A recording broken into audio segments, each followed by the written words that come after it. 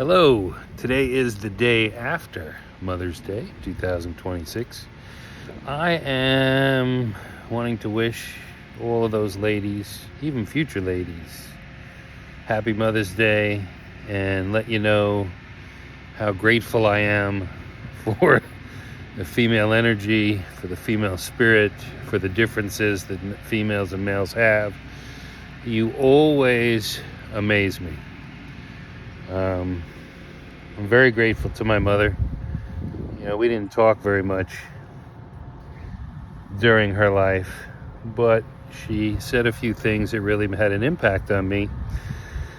One was when we moved to a neighborhood, would have been 1980, so I was about 9. Was I 9 at the time? And the neighborhood was almost all black. And I didn't care. I was a kid. What do I care about skin color? I just wanted to go out and play. And the very first time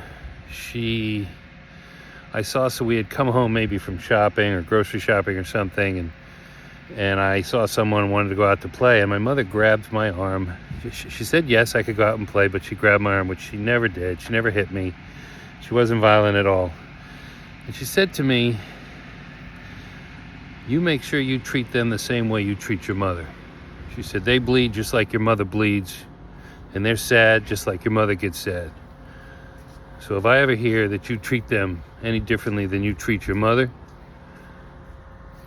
you're going to have to answer to me." And that left a big impact on me. So my whole life, I never really thought of skin color.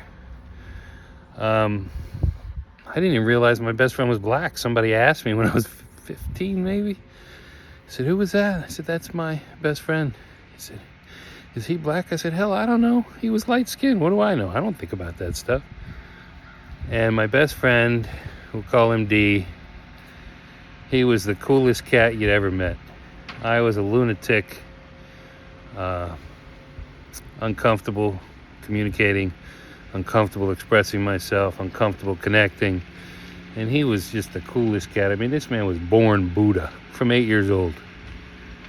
And I remember asking him, and when I came home from school that day, and he says, he didn't even say, "Of course I'm black." He said, "Vincent, are you an idiot? Are you an effing idiot?" And he never cursed. And he never had that tone of voice. So I thought, well, schnookers, maybe I am an idiot.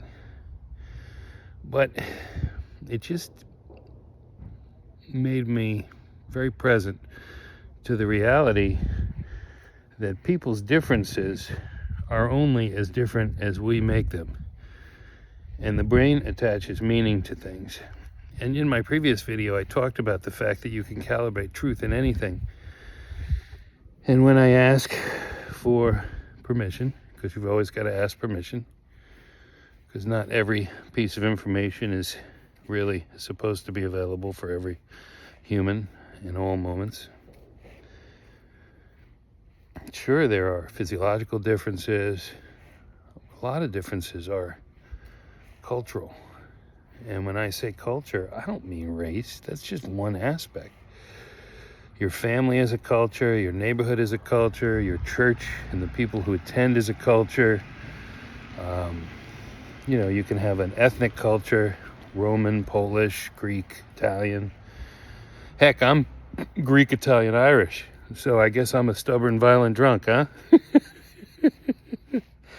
If those stereotypes were true, right? But there's always a piece of truth in there. I had a very wise uncle who told me when I was young, the truth oftentimes comes out in jest. I think that's why comedians can do such a great job of helping us to see points of view that we wouldn't otherwise see. They point out things that we never otherwise would have noticed. And, for me, one that cracks me up is those hand dryers in the bathrooms, as opposed to paper. Okay, so if you know anything, like I'm talking the base knowledge of biology, in order to make microbes grow, what do you need? You need water. And what makes them grow faster? Stagnant water.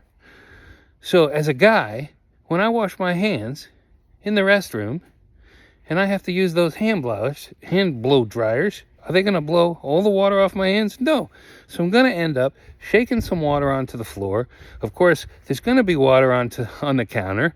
And I'm going to use my jeans to dry the rest, because those blowers don't do squat.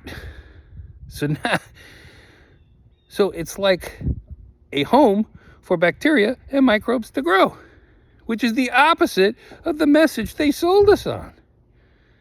Again, it makes you think. Who are they, and why do they give us false crap? These are the questions to contemplate for next time. All right? So I hope you guys had a wonderful Mother's Day and a wonderful Monday and a great rest of the week. We'll see you soon.